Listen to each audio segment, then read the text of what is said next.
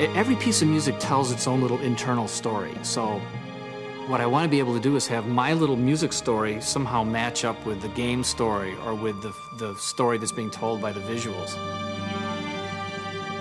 It's a different kind of story than I think you usually encounter in video games. Usually it's a story of a hero who gets stronger and stronger and ultimately defeats this much more powerful foe. The really hard thing about the story is there's so many different ways to tell a story. There's so many different good stories. Telling a story in a game is different than telling a story in a book because a huge part of the story of a game is just leaning flavor to the times when you're playing it, so that when you're driving around a Warthog with the Marine hanging out the side door and the guy in the back with the chain gun, that you believe that you're on this, alien artifact called Halo circling a gas giant light years away from Earth, and it's context. I guess that's the best way to say it. Don't expect a big welcome. Covenant wiped most of them out before they hit the ground. Well, our characters have flaws. They're not perfect heroes. And really, Halo's story is one about salvation. It's a story of warriors with not a lot of options who have their backs up against the wall and ultimately are trying to set themselves free. Yeah, I don't know if we're crazy or stupid or we just like good stories or what, but we certainly worry about that a lot more than you might think we'd have to in a game that's mostly just about action and about not thinking. This process began with the end of Halo and realizing all the stuff that we had left out. This is it, baby. Hold me.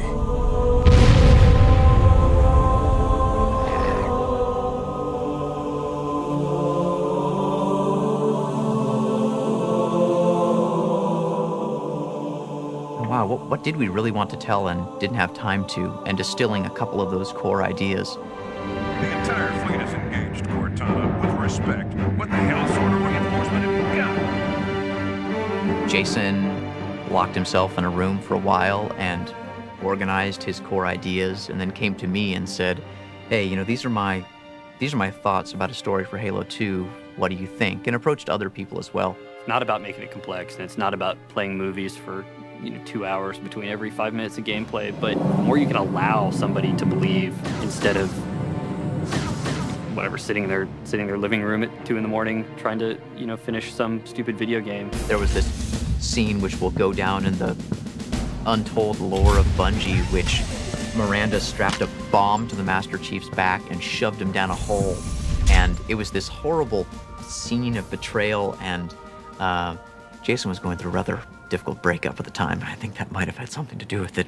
In Halo 1, there was maybe 30 seconds of fun that happened over and over and over and over again. So if you can get 30 seconds of fun, you can pretty much stretch that out to be an entire game. Encountering a bunch of guys, melee attacking one of them before they were aware, throwing a grenade into a group of other guys, and then cleaning up the stragglers before they could surround you. And so you can have all the great graphics and all the different characters and lots of different weapons with amazing effects, but if you don't nail that 30 seconds, you're not going to have a great game. The really important thing to do now is to take all these different disciplines who are all working on their own things, and take all those pieces, take the AI code and the physics and the guys working on the levels, and then you keep doing that. You keep colliding things together until it's a game.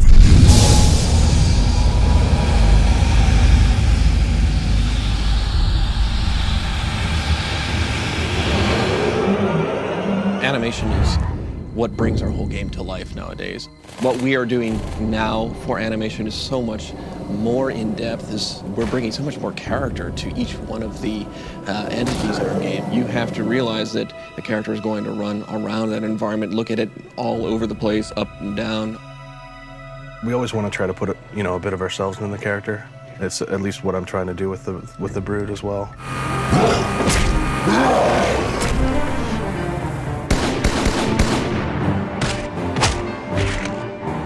What do? I make guns.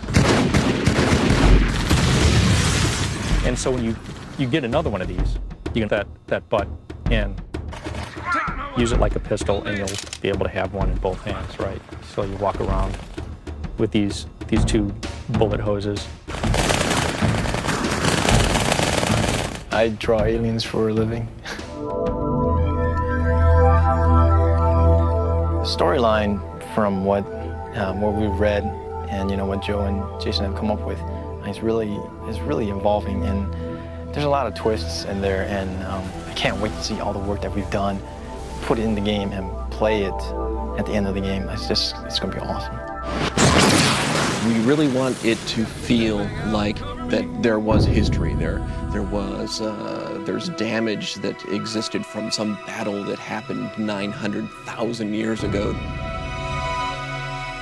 The biggest challenge is packing in all the detail we want so that every time you look at the screen of your Xbox, you say, wow, that's beautiful.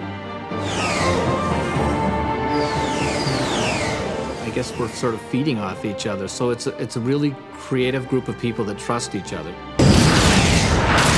We are the most cynical people. Like, we are the jaded crowd who, if a game doesn't entertain us in 5 minutes, we stop playing it.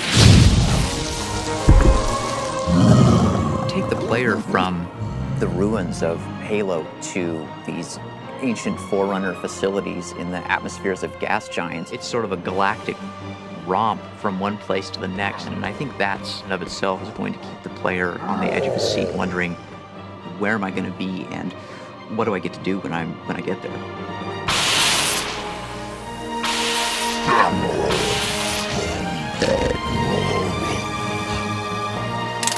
Bet you can't stick it. You're on.